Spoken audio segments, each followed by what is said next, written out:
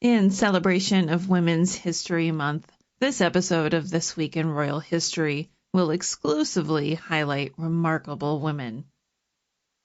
During this special month, we will not only recognize the birthdays and commemorate the deaths of these women, but also delve into their inspiring life stories and significant contributions to history. Get ready to learn about some truly amazing figures. The Tudors Dynasty Podcast.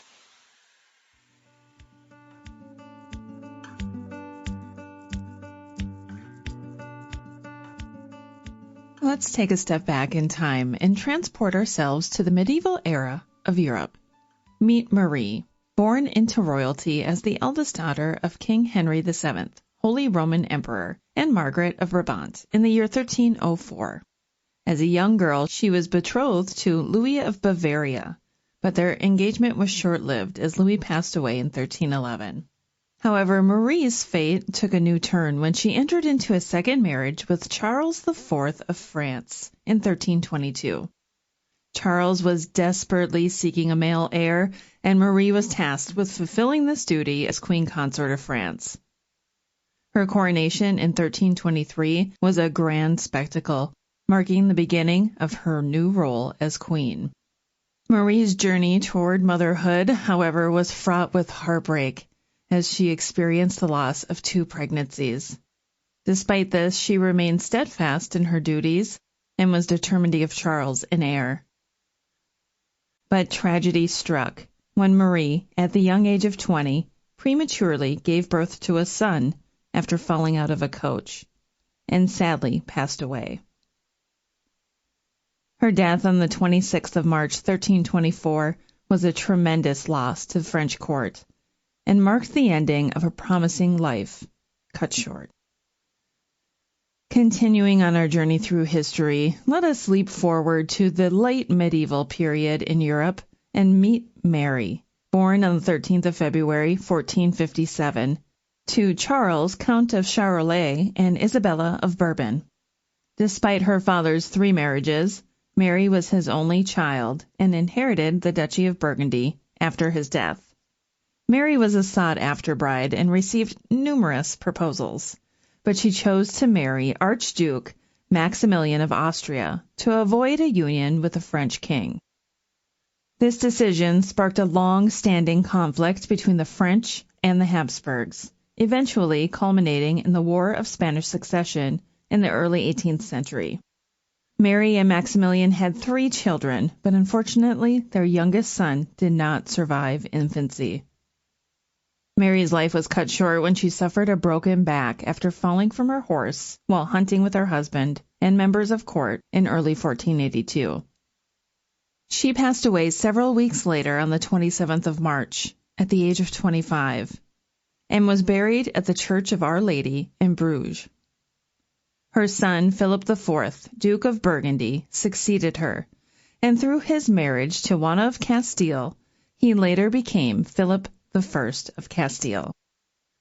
It's interesting to note that Mary's husband was appointed Maximilian I, Holy Roman Emperor, in 1508, and her grandson was Charles V, Holy Roman Emperor, making Mary an influential figure in shaping European history during this period. Despite her untimely death, Mary's legacy lived on, and her impact on the political landscape of Europe continued to be felt for centuries to come. As we journey through the pages of history, we now come to the story of Anna Amalia, born on the 9th of November, 1723, in Berlin, Prussia, to Frederick William I and Sophia Dorothea of Hanover. Despite being the youngest daughter, she was one of 10 siblings to survive into adulthood. Anna Amalia's passion for music was kept hidden from her father, but she was taught various instruments by her eldest brother, the future Frederick II of Prussia, with the encouragement of their mother. Anna Amalia's life took a different turn when she was considered as a potential bride for the Crown Prince of Sweden in 1744. But her sister, Louisa Ulrika, was chosen instead. However, Anna Amalia did not let this deter her and became the Abbess of Quedlinburg an imperial estate of the Holy Roman Empire. Her new position brought her great wealth, and she spent her days in Berlin composing music, leaving behind a collection of 2,000 volumes that's housed today in the Staatsbibliothek in Berlin. Despite her successes, Anna Amalia died on the 30th of March, 1787, at the age of 63. Her legacy continued to live on through her niece, the daughter of her sister, Louisa, who succeeded her as Princess Abbess. Anna Amalia's contribution to the world of music and her dedication to art and passion served as an inspiration to many and left an indelible mark on the world. And now we arrive at the story of Philippa of Lancaster, born on the 31st of March, 1360 in England, to John of Gaunt, 1st Duke of Lancaster, and Blanche of Lancaster. Philippa was a granddaughter of Edward III of England, and she grew up with her siblings, including her brother Henry, who would later become Henry IV of England. Sadly, Philippa's mother passed away when she was just 8 years old, and her father went on to remarry twice. His third wife, Catherine Swynford, was Philippa's governess, and she grew close to the renowned poet Geoffrey Chaucer, and became a mentor and teacher to Philippa as she grew up. Philippa's life took an exciting turn when she married John I of Portugal on the 14th of February, 1387, by proxy, as part of the alliance between England and Portugal. They finally met 12 days after their marriage, and they went on to have 8 children, some of whom would make significant contributions to history. In fact, Philippa is remembered as the mother of the illustrious generation. Despite her many accomplishments, Philippa died from the plague on the 19th of July, 1415, at the age of 55. Our journey now takes us to the story of Catherine of Lancaster, born on the 31st of March in 1373 to John of Gaunt, Duke of Lancaster, and Constance of Castile.